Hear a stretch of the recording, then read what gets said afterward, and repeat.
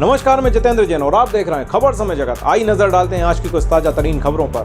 भोपाल राजधानी भोपाल के लाल parade ground पर आयोजित हो रहे 4 दिवसीय अंतर्राष्ट्रीय हर्बल वन मेला का मुख्यमंत्री शिवराज सिंह चौहान ने फीता काटकर व विशेष पूजा अर्चना कर शुभारंभ किया। वन मेले की शुरुआत राष्ट्रीय गीत वंदे मातरम और मध्य प्रदेश गान के साथ की गई। इसके बाद अंतर्राष्ट्रीय हर्बल वन मेले में लगे स्टॉलों पर पहुंचकर मुख्यमंत्री शिवराज सिंह चौहान ने आयुर्वेदिक जड़ी बूटियों से निर्मित उत्पादों का अवलोकन किया। इस मौके पर प्रदेश के वन मंत्री कुंवर विजय शाह, चिकित्सा शिक्षा मंत्री विश्वास सारंग, आयुष राज्य मंत्री रामकिशोर काबरे भी मौजूद रहे। अंतर्राष्ट्रीय वन मेले का शुभारंभ करने के बाद मुख्यमंत्री शिवराज सिंह चौहान ने कहा कि आज मध्य प्रदेश ने 10 करोड़ वैक्सीनेशन का रिकॉर्ड बनाया है। सीएम ने कहा कि यह सिर्फ मेला नहीं है, यहाँ मिलने वाली जड़ी बूटियों से लोगों को स्वास्थ्य लाभ दे रहा है। साथ ही कई लोग इस मेले के माध्यम से रोजगार पा रहे हैं। उन्होंने कहा कि तीसरी लहर कई देशों में आ चुकी है, संकट के बादल प्रदेश पर मंडरा रहे हैं। उन्होंने कहा कि सावधानी बरतने की बहुत ज़रूरत है। उन्होंने आयुर्वेद की तारीफ करते हुए कहा कि हमें वनस्पतियों और औषधियों को संभाल कर रखना है। सीएम ने कहा कि हमने योजना बनाई है, उसका उद्देश्य वनोपज को बढ़ावा देना है। मध्य प्रदेश राज्य लघु वनोपज संघ द्वारा लगाए गए अंतर्राष्ट्रीय वन मेले में भूटान, नेपाल, बांग्लादेश, श्रीलंका के विषय विशेषज्ञ आभासी तरीके से भाग ले रहे हैं। वन मेले में करीब 300 स्टॉल सजाए गए हैं, जहां विदेशी स्टॉल भी शामिल हैं। वन मेले में टीकाकरण शिविर भी लगाया गया और आयुर्वेदिक डॉक्टरों की सेवाएं ली जा रही हैं। अगले 4 दिनों तक डॉक्टरों से परामर्श मरीजों को ऑनलाइन और निःशुल्क दिलाया जाएगा। ज्यादा पंकज जी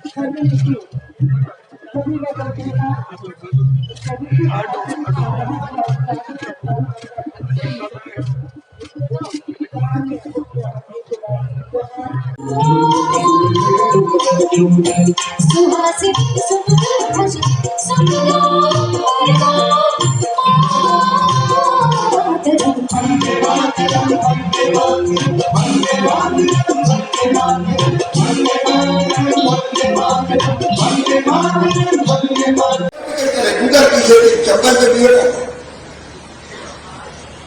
अब गूगल हवन में और बाकी सब चीजें मुझे तरह काम आता है। अब ये तो प्रधानमंत्री का लोकल में वोकल बनाओ, तो ऐसी वन विभाग और बहुत अच्छा काम कर रहा है।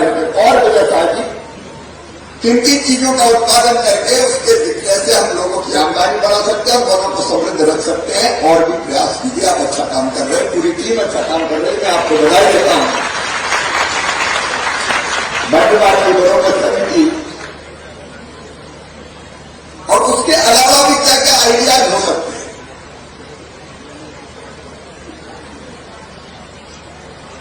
क्योंकि आजीविका लोगों की क्षति चाहिए और वन बचाने का सबसे बड़ा फायदा है, पर्यावरण भी बनाए रखा है।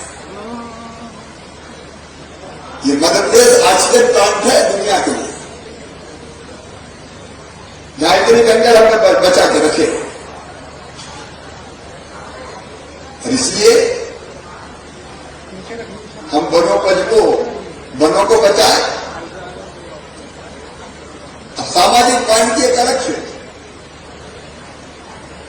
फिर अब तो गेहूं और धान कितनी आती है। ये जमाना जब अपने पास कम होती थी, अब तो ढेर लगे, रखने की जगह नहीं अपने पास, कहां ले जाए। तो गेहूं और धान भी पैदा हो, उसको भी सरकार खरीदेगी, किसानों के साथ।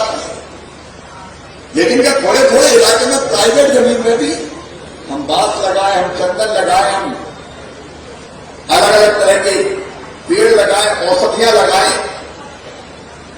तो उससे और ज्यादा आमदनी बढ़ेगी। और उसमें भी वन विभाग को लीड लेना चाहिए।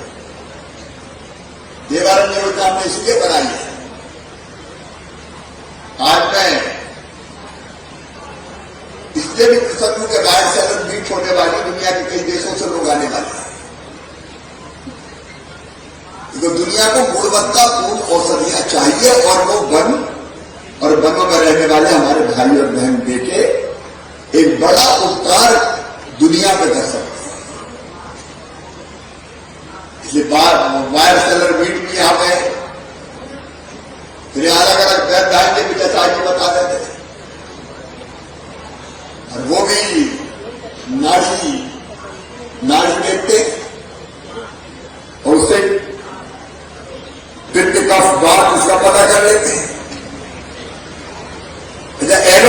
क्या है कि अलग अलग चीज के अलग अलग डॉक्टर होते हैं। आंख का अलग, नाक कान गले का अलग, दांत का अलग, आंख का अलग, घुटनों का अलग, हार्ट का अलग, किडनी का अलग, लीवर का अलग। मैं गुस्ताखी की बुराई नहीं कर रहा हूं,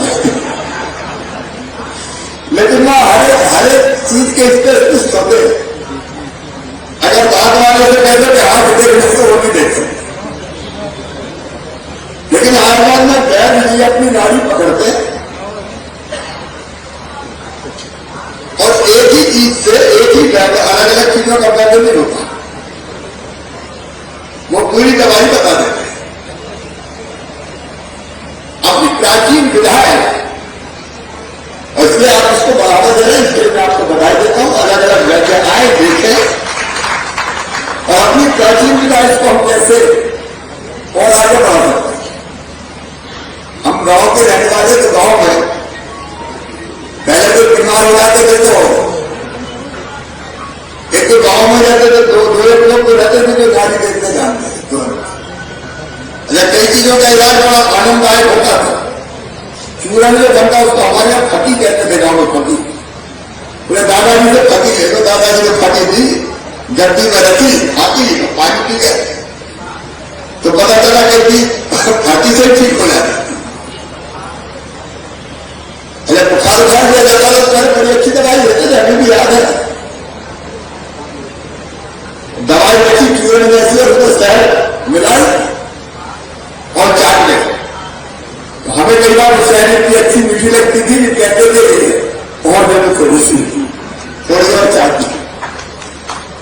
स्वर्गीय रामनारायण शास्त्री वाले बैठी है इंदौर के, आप जानते हो, वो इतनी टेस्टी दवाइयां देते थे। दवाई क्या में खाना, उनका दाल में डाल के खाना, दही में डाल के खाना, तो स्वाद भी बहुत अच्छा लगता था, बीमारियां भी दूर होती थी। तो एलोपैथी का अपना महत्व है।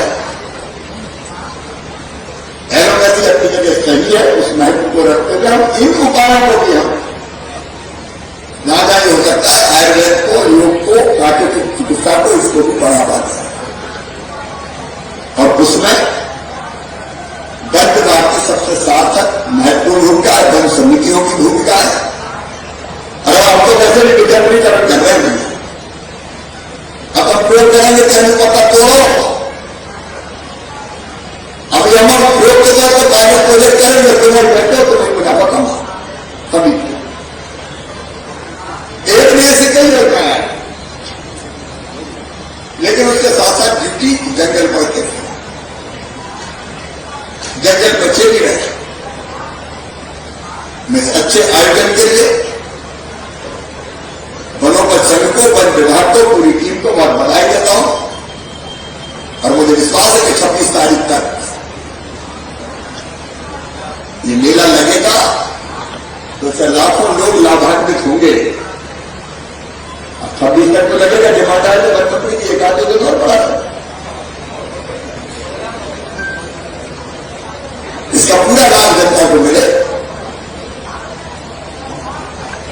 एक आश्चर्य निवेदन करते थे कि कोरोना से हम बचेंगे, सबको बचाएंगी। देखो, तीसरी लहर आने नहीं देना, क्योंकि दूसरी में बहुत नुकसान उठाया है।